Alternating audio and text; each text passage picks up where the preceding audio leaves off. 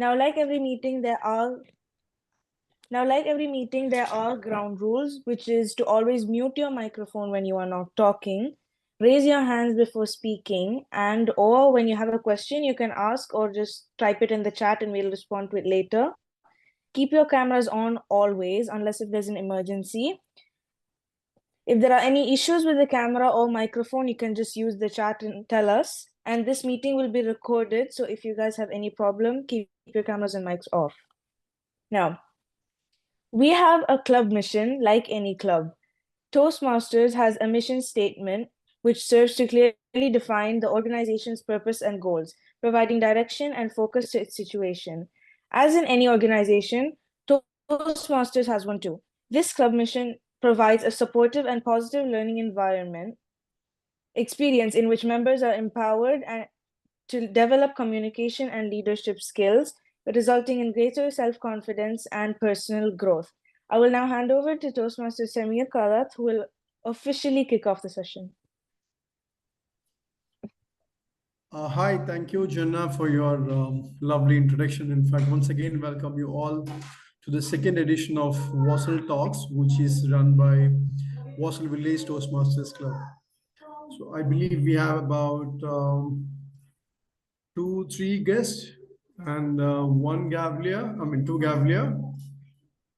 No, we have four guests, yeah? And then one Yeah. Shomona. Is she a Gavlia or a guest? She's our guest. She's our speaker. Our guest. All right. So I welcome all of the guests and of course our lovely Toastmasters to and our Gavliers to the second edition of Wasl Talks. So as I said, it's managed and run by Wasl Village Toastmasters Club. So it would be fair if you know what is a Toastmasters Club. So Toastmaster International is a platform wherein which it helps all the members to improve their public speaking and leadership skills. So it looks into your communication management, leadership skills, your listening skills, it helps you develop your self-confidence and after all your public speaking skills too. And it also gives you added strengths on your networking abilities and so on, because you're gonna meet a lot of people when you go for meeting, and that's gonna help you on your networking skill. Well, Toastmaster International was formed about 100 years back from today, in fact. So it was established on October 22nd, 1924. And it was founded by one Mr. Dr. Ralph C. Smedley. It is registered as a non-profit organization and it's run in 148 countries now. So like in UAE, Toastmaster International has clubs across other countries too, and it has about 148 countries which are actually running this club. It has a global membership of around or more than 280,000 members, and there are about 14,700 clubs across the globe. And in UAE, if you look at, there are 140 clubs registered in UAE alone with 3,000 plus members. So if you are joining a Toastmasters club, this is the group you are getting into, a group which is highly diversified, highly versatile in terms of its representation and uh, presence in terms of areas and people from different walks of life. So as I mentioned earlier, apart from the core skills, it also helps you develop your networking skills. Currently, our international president is Morak Mathewson. He's a DTM. When I say DTM, he's a distinguished Toastmaster. Our CEO of Toastmaster International is Daniel Rex. Naz, next slide if you have. Great. So in this Wasl Talks, we have two segments. In fact, the first segment is a speech by our, or rather talk by our guest, who going to talk about cybersecurity challenges and how we can sort of mitigate those challenges we face online now. So as Salim was saying before the meeting, like the challenges, or rather the attacks, the cyber attacks are on high these days, and then it has become so common. Even if it has come to our WhatsApp, our emails, for sure it was there earlier, but now it has started attacking us from all the angles, through all the channels and mediums to all our lives area, in fact. So that's one of the biggest problem what we are facing now. So thought we as a team thought that it would be a fair idea to hand it over to, sort of organize a speech based on that topic. So to introduce you to the session and to introduce the speaker to the session, I would hand it over to Toastmaster Salim. Toastmaster Salim, please. Thank you, Toastmaster Samir. Very good evening to all Toastmasters and fellow guests. Good evening.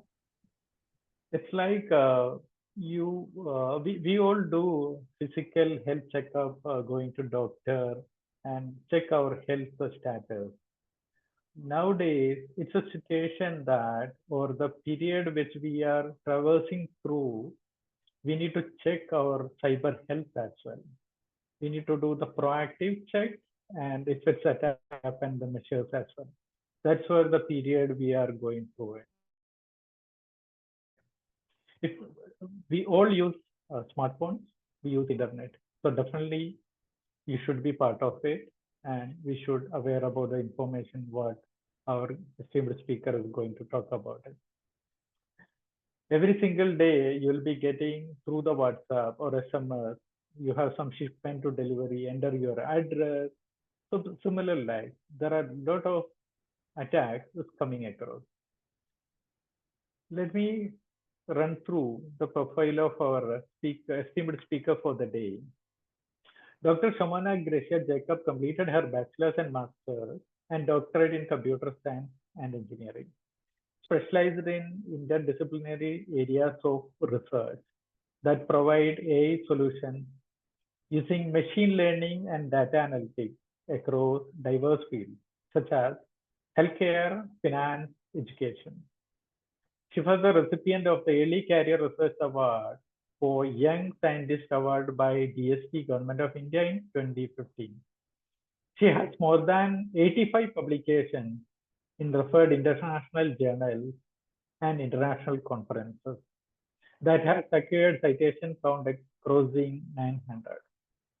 She has served as the TPC member for many international conferences and currently serves as reviewer for Springer, PLOS ONE, Elsevier, and BMC journals that targeted the applications of computational intelligence to healthcare and diagnostic methods. She is also on the editorial board of MedInformatics, a peer-reviewed and gold open access journal. She has successfully served as the principal investigator in projects funded by Government of India and the Sultanate of Oman. She has supervised PhD, master's, and bachelor student projects and theses resulting in many presentations and publications. She has delivered a quite few guest lectures and presentations across the globe to diverse audiences in the areas of data science and machine learning, thesis writing, research publishing, and ethics, programming concepts, and techniques. So it's good that we have a speaker with such a exponential experience in this cyber security field. Without further ado, let me welcome our speaker for the day for the Wasl Talk Series 2, Shomona.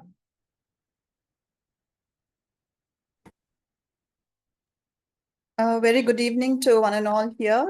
Thank you very much, Mr. Salim, for the introduction, and thank you, Toastmasters. And well, I'm actually new to that term. It's nice to be referred that way. And thank you very much for giving me this opportunity. And I'm happy to be a part of this team today. And I hope that my presentation will serve the purpose, for which you have actually organized it. So since we have very less time, I'll just proceed with the presentation, or is somebody else going to present it on my behalf? Because I'm not able to share my screen. Just try. You can share your screen. I have stopped sharing. Now I can do it. Thank you.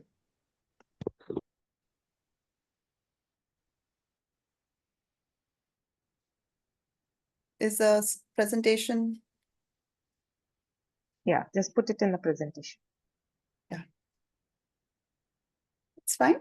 Yeah. Perfect. Yeah, excellent. So thank you. So I'll start with my presentation. The title of the topic given was Attack the Attackers and a Peek into Everyday Cybersecurity. I've kept it as real-time as possible without divulging more of the technical details. And I would just like to say that I'm currently associated with the Bahrain Polytechnic. And this is the agenda of my presentation for today. So what is the cybersecurity and why is it such a big jargon?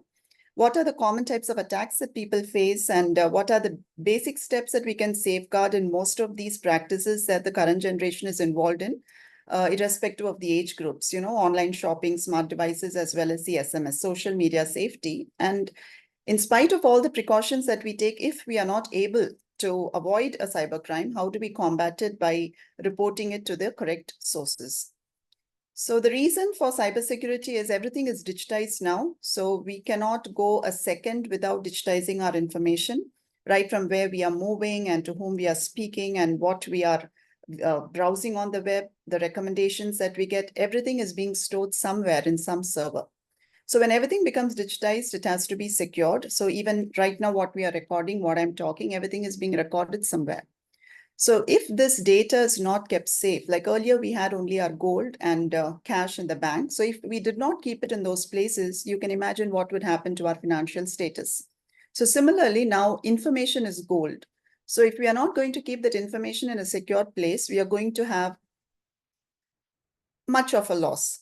So the average cost of one particular attack, it is called ransomware. The reason I've used these simple terms, which are of course technical, is because I faced a lot of spamming messages saying that if I click on a particular link, I would be saved from these kind of attacks.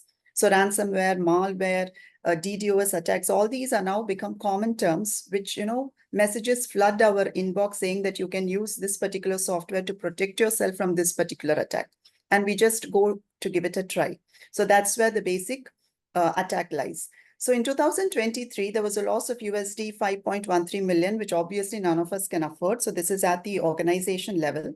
So we will just keep it simple by seeing how much of personal information we can protect. So generally, we have all our medical ID cards, our medical insurances, our financial investments, everything being loaded somewhere. Even now, recently, I think in this year, the government of India said that do not need to store physical documents of our insurance. Even that is stored somewhere in some e-locker. So now when everything is becoming digitized, cybersecurity is like a bank for information. We need to ensure that all our cyber information is secure. That means not just storing it securely. In case of an attack, how do you combat it? So frankly speaking, the first thing that we are using, maybe the first thing in the morning that we all check is the WhatsApp. And that is called the latest gold of information. So the information that comes in WhatsApp is called the latest gold. So what are the kind of spams that you normally get in WhatsApp is the frequently forwarded messages. When you see a message is frequently forwarded, please don't forward it again. So that is the first step. And messages which are from unrecognized numbers, but which are very luring, like offer of a job, okay, or offer of some increments or promotions or some really, something that you cannot believe, unbelievable offers that you won a bumper draw or something like that. And something which is suspicious, it's easy to leave, but something that is very attractive, it's difficult to say no. So we call that as WhatsApp Gold, WhatsApp Expiration, and shopping vouchers. Shopping vouchers are those which give unimaginable discounts. WhatsApp expiration is, I think, the end of 2023, all our WhatsApps were flooded stating that if you do not reload your WhatsApp or reinstall or click on some link, you will not be able to use WhatsApp anymore. And WhatsApp Gold is where they tell you and promise that WhatsApp has such wonderful features if you click on that particular link. So everything is linked. Everything is click a link or open a text message or given your OTPs which you receive on your phones, something like that. So as soon as you see that, it's better just to avoid it because you're not actually going to lose anything. You're not going to lose your bumper draw. You're not going to lose your millions. Okay, it's not even yours still. Unless you click it, it's not yours. So at least we can save what we already have. So WhatsApp is the first step which we need to control because that is where we all are mostly alive. that is our living space with our information. As I said, information now is money. Information is power. They can have your information and they can attack you. They can have your information and they can sell it to others and make money. We all know about, I'm not sure if you're aware about the deep fake, which is an AI in cybersecurity attack, which takes your images and, it puts it in the place of other photographs and then it blackmails you and things like that. So all these come under some kind of a technical jargons called malware, ransomware, DDoS, phishing, and so on. So all these mean the same thing. It's just a different way of doing it. And we don't have to worry about the way of doing it because we are not going to do it anytime. So when these kind of words pop up in your email, just stay away from it. Okay, that's what we need to do. So that's what I believe this session is about. So here when we are coming, I've just given an example of a particular email. So here you can see it is coming from human resources, all of us who are working. Okay, so we know that when a mail is from the HR, it is something which is very important. So here it is an indication of something which is urgent, but gives the appearance of something being really very, very legitimate. So you need to find out that even if it appears like this, you have to check whether it is a legitimate email address or simply because it is HR or a job offer, it's not necessary that you have to probe into it. And if there are terms like this, which is too generic, and if you have some links which you have to click and you have to do it very fast and you have to read some documents, like somebody is going to die if you're not going to do this, immediately you can just spam it. The problem with the spamming in the emails now is there are some important emails which get into the spam and there are some fraudulent emails that actually end up in your inbox. So these are the places where we need to keep a checkout because it is because of our past activities. We are reading all these spam emails that are inbox things that is supposed to be in the inbox. And we sometimes miss over the important emails and that straight away goes to the spam boxes. So we need to be careful about what kind of information we are actually giving importance to. So these are the 4 legends which we need to look out for, not just in emails, any kind of communication medium. It can even be on Instagram, it can be on Facebook, any social media account, any email, any messages, any WhatsApp, which gives you a fake address, seems to come from an unknown person, which is too generic, dear all, dear colleague, dear workers, dear employees. If it asks you to click on a link and in a very, very urgent manner, please stay away from it. So what do these people do? They can do anything. Once you click on the link, they can do whatever they want. So they don't think what they are doing. It's just that we are at the receiving end at that point in time. So one thing is they take your information and sell it. The other point is they make your system unusable to you yourself.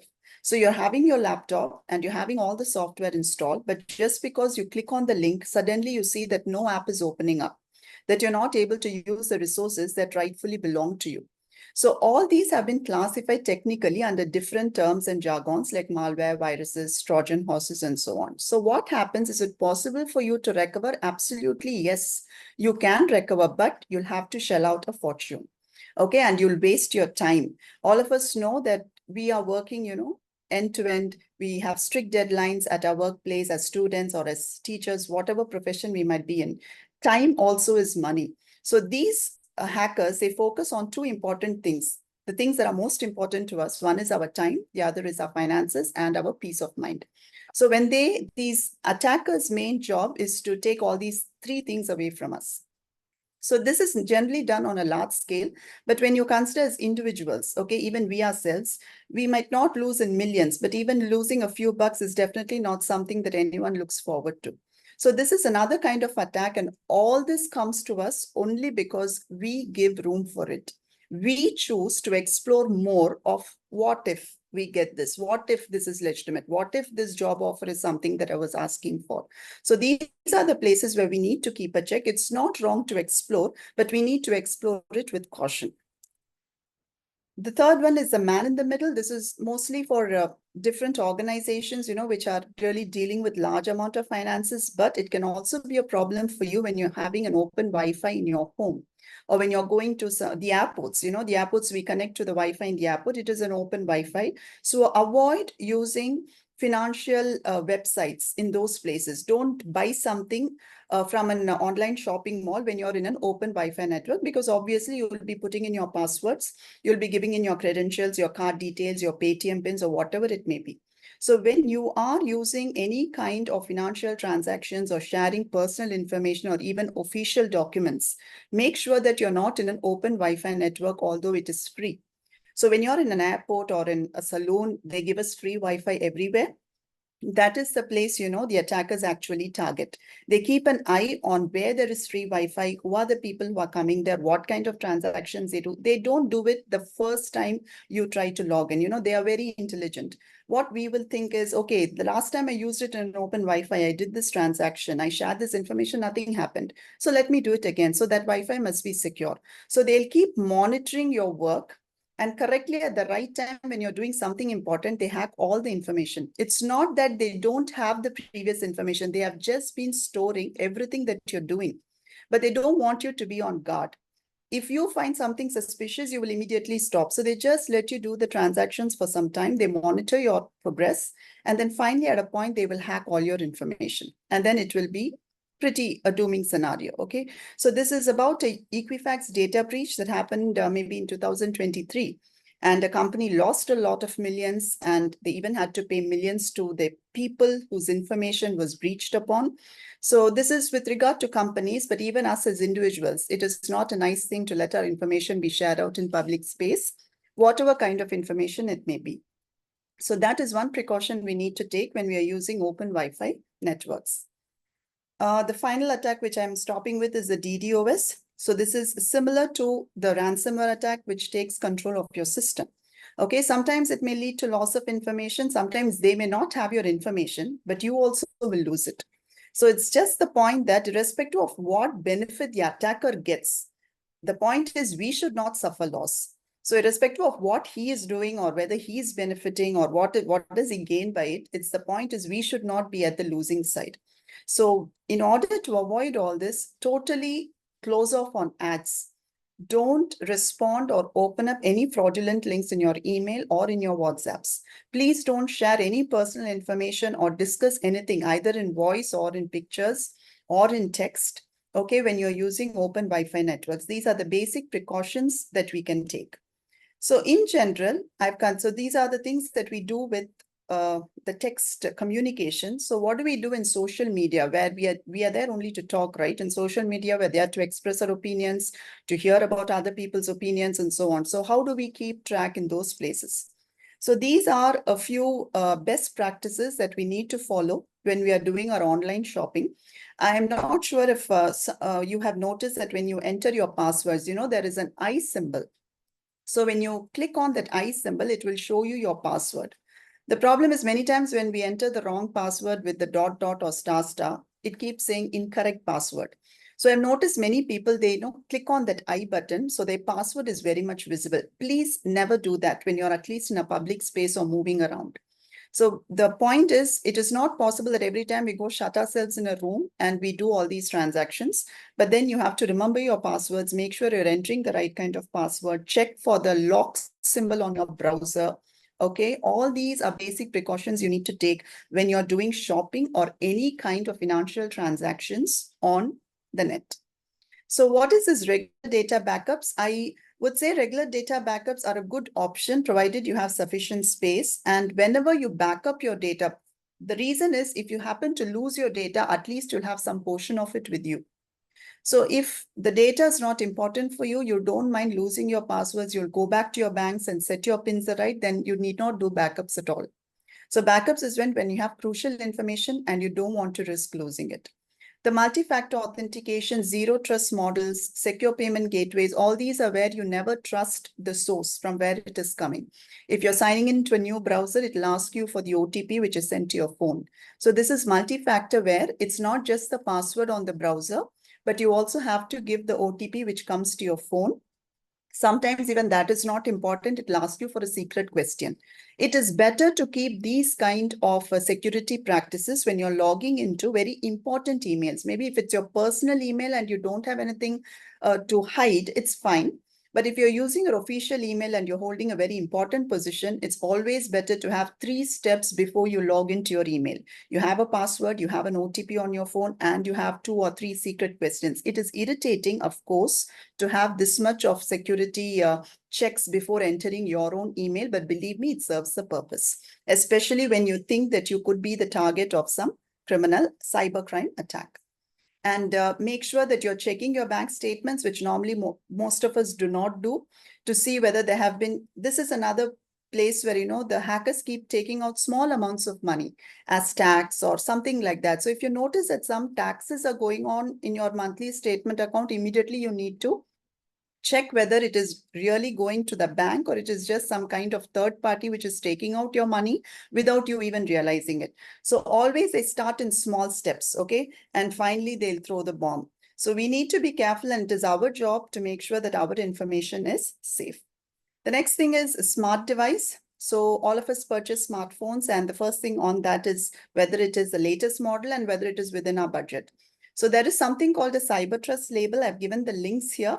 So please go through and read those documents. And if your device which you're buying, the phone company is in alignment with these cyber trust labels, they are legitimate phones and they will have all the required security options when you're on the internet and when you're digitizing your data.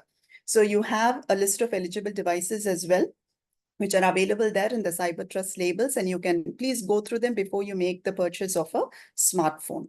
What all devices come into this? Everything, not just your smartphones, smart watches. We have baby monitors and health monitors. Anything that is connected to the internet falls within this particular hood. And the final one is the social media safety. So this is just an indication of how much of loss has occurred in social media, okay? That is online shopping and financial transactions in the age group of 60 to 69. So mostly it is credit card defaulting, and which was taking place through social media. So when you're using your Instagram and Twitter accounts, please make sure that even when you're shopping online, no, you are not going to a website which doesn't exist the next day. Even I was once a victim of such a shopping scam. So these are the best practices for social media safety. We all use WhatsApp. So we all use Instagram, we all use Facebook, and we all know there are privacy settings. So please take time to go through those privacy settings and alter the settings that you want. Especially in WhatsApp, you have settings of who can add you to groups, who can see your display pics, and so on. So please make sure that you give some time to read those settings and alter them accordingly. Please avoid accepting friend requests from unknown people, and please report duplicate friend requests. Almost every social media is having a place where you can report these kind of suspicious practices. It's not just for your own safety, but for the safety of everyone else who's into the internet. And this is one thing that I wanted to say. Recently, we came across this kind of a scam where, this lady who's showing her picture. Normally, all of us take selfies like this, me too. So it seems hackers, they magnify that image of her index finger, and they try to see if this matches with any of her authentication fingerprints for her banks. Everywhere now we use our fingerprint. Some of us use the thumb, some of us use our index fingers. So in any picture, please avoid showing your finger skin very clear, because they take the fingerprint like this. Okay, it is so clear. Some of the hackers have such magnifying special devices which magnify your fingerprints, and then they try using it in places where you're going. They try to get into your mobile phones and try to scam out with your banking apps. So we generally don't think of all this because we are simple people. We just give the money, get the products, and we live a simple life. But at least to protect ourselves, we can avoid taking pictures and, inviting the attackers into our lives. So though these fingerprints are used for positive applications, the negative applications can be very alarming. So there are certain places where you can block your fingerprints, though it is currently still under research. So it's just better to avoid the simple steps that we can take. So these are the places, in spite of all the precautions that you take, all of us, sometimes we just get carried away. And in case we are a victim of cybercrime, it is always better to report it at the earliest. Okay, so I've just given a few places. I think because you're from UAE, I took out the general places where we report these crimes. And I hope none of you will have to ever face this kind of a situation. So I'd like to conclude my presentation here. Thank you for your patient hearing and for this opportunity. So I'm open to questions, if any. And I hope I'm on time with the schedule as well. Yes, Yes, you are. Shomona, very much. Thank you. I think I'm... Hi, Shomona, I have a doubt, in fact, which Yes, is Samir. regarding VPN. How safe is VPN, by the way? VPN is actually pretty safe as long as you're using it only for communication, provided it is not restricted in your country. For example, in Oman, when I was in Oman, VPN is not allowed because the government does not provide the required network, like I said, the cybersecurity labels, right? The required network security protocols are not satisfied by the VPN in Oman. So if you're using it in such a country, it is not safe. So when you will not be able to open the Bank of Muscat banking app or anything when you're using a VPN. It will immediately show that it will not satisfy the criteria. But in Bahrain, VPN is allowed, and it allows you to open all the financial apps also. But we generally don't need to use the VPN here in Bahrain. We directly make calls. So it depends upon the country's policy where you're using it. So we cannot say that any communication medium or network is 100% foolproof. So when you're using your banking transactions, always better to be on your mobile network and close all other applications. Don't open any other Insta or Facebook or anything. Just keep that one browser open and please close it or make sure you log off when you're coming out of that particular app. Right, because VPNs are I've heard many promoting, in fact, usage of VPN for all your, financial transactions and all online. So I was really shocked. okay. Yeah, No, that's actually all right. Yeah. in Oman, you cannot use financial transactions when you're on a VPN. It will not allow you to open that. It will ask you to close it. And VPNs, they generate a lot of income via ads, Salim. So maybe that is one reason why many people are asking you to use it. They generate a lot of income using the ads. So it is whenever ads are involved, it's better to be a little careful. Right. Thank you, Shomona. Thank you, Samir. Any of our other audiences has any questions? So let raise your questions, then we can. I believe we have 2-3 minutes more, right, for the question answer. Yeah, And we do. Shomona, I have one more question, if you don't mind. Yes, Samir, please. Yeah. How can we actually verify the authenticity of this public Wi-Fi, which you said, like in a public domain? Is there a way to check the credibility and authenticity? If you're using the public Wi-Fi and you open a browser, say you want to go into the NBB banking, it will still show you the lock symbol.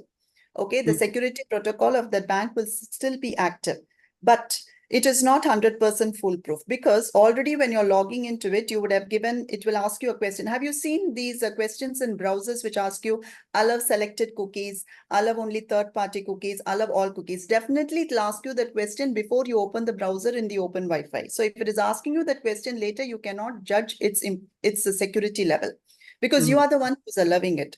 So I won't say that any public network is foolproof because when it is a public network, even hackers will be using it.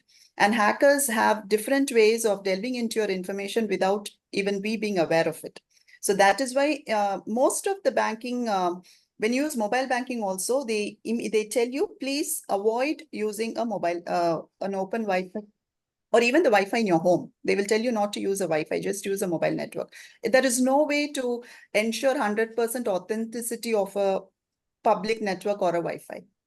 Does it apply to the Wi-Fi connections what we get from airport and from? Yes, it definitely applies even to that. Even in my home Wi-Fi, I'm the only person using it at that moment of time. Nobody's connected. Kids are at school.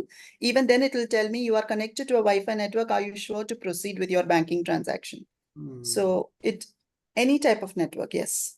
Right.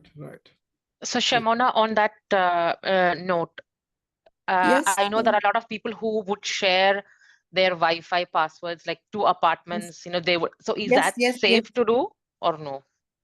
It's as long as you trust those residents, it's fine, because if you are sure that they will not pass it on to somebody else, it's very difficult to maintain that kind of relationship when you're passing on the information. They might have guests at home who might want to use that password. So Yeah. I would not advise that. I think if you're using it, then you should not be making, you should use your mobile data when you're doing your financial transactions. That is the basic security measure that we can take at that point in time. And regarding the cookies, Shomona, like, do we not accept the cookies then when that question comes in? No, I accept all the cookies in all my browsers. That is when I'm just going through research papers or something like that. But like he said, when you're using financial transactions and you're using a Wi-Fi, you should not allow any cookies at all. But when you don't allow it, it will not allow you to proceed. That is where the point lies. So immediately you should know that allowing those cookies is a problem. So you'll have to That's stop good information. I want to ask you something. Yes, Ms. Veena? Yeah, suppose I have used my banking transaction in some Wi-Fi, suppose like I'm using in my office, okay? And I've used my credit card there. Yeah. Now, because I'm aware that I should not be using, does it make any difference? Like, can somebody use later on?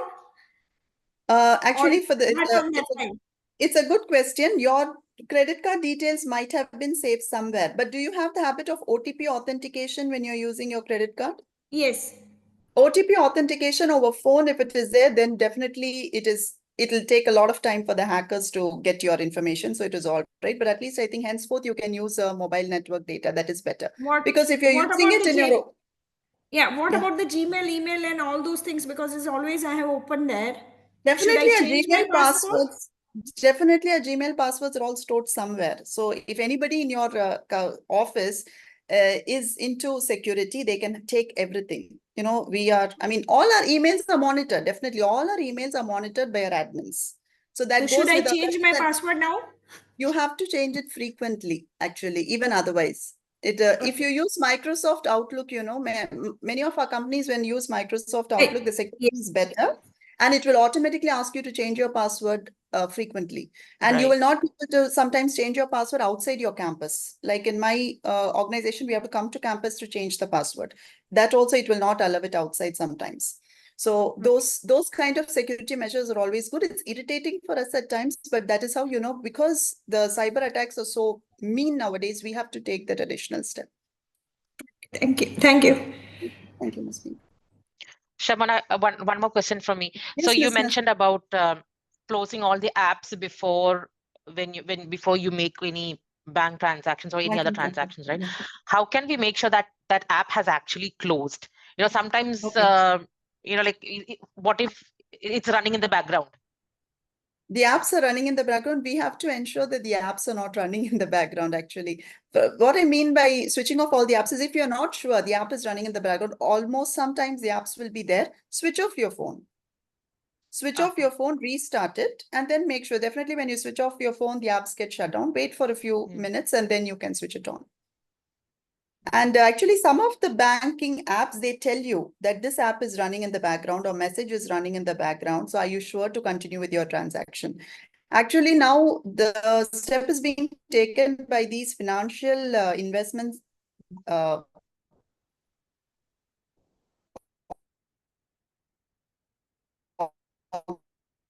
organization. So they take the additional step of lane. Why are you doing all these things when we want to make a financial transaction? You're not able to do it. So they kind of ease it out on the customer. So that is actually a problem for us.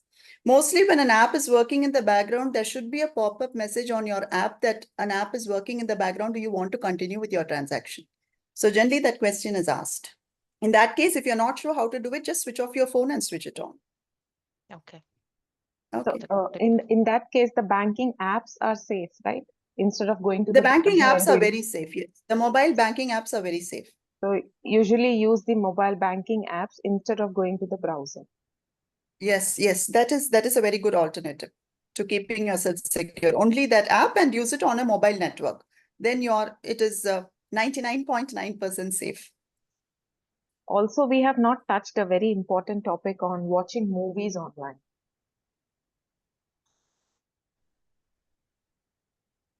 Going to those movies. Watching movies online in the sense your privacy or? That comes Open under movies and- parental controls for under 18. You're talking about movies in the sense, No, Miss no. Nayana? We go to normal sites where you can go and watch online. The Trojan, or Yeah. what is that is called? The torrent site. And you're talking. Torrent. Yeah, torrent side, yeah. So what kind of security you would like? Download the movies, and then in that same laptop, we use the laptop for banking transactions. So usually it is said that All of them is, yeah, all of them are similar to the malware and Trojan horses. So whether you Yeah. click the link on your email or WhatsApp, or you go to a website and you click a link, all that comes into your system is a malware or the Trojan horse. So Yeah. if you're going to take the risk of actually when you're watching a movie and the Trojan horse is in your system, it will automatically be working. And when you're opening an app itself, immediately it will identify that something is wrong with the system. So it's supposed to tell you that the scenario in which you're opening your app is not a secure one. Our banking transactions need to be that secure. My bank will not allow me to open my app in that case. It will keep reverting, saying that it is not safe, it is not safe. Yeah. So because as you said, it's not possible for us to identify that. Yeah. So we usually keep two laptops. So one laptop is for something which is open to watch movies. And in that PC or laptop, I'm serious. Yes, and, yes, that's any a very banking good thing. transaction, you use your phone. Do it separately. Phone or apps. Because this is very common and people don't know free movies. But that free movie is nothing free. The word free, The data is going uploaded. Yeah.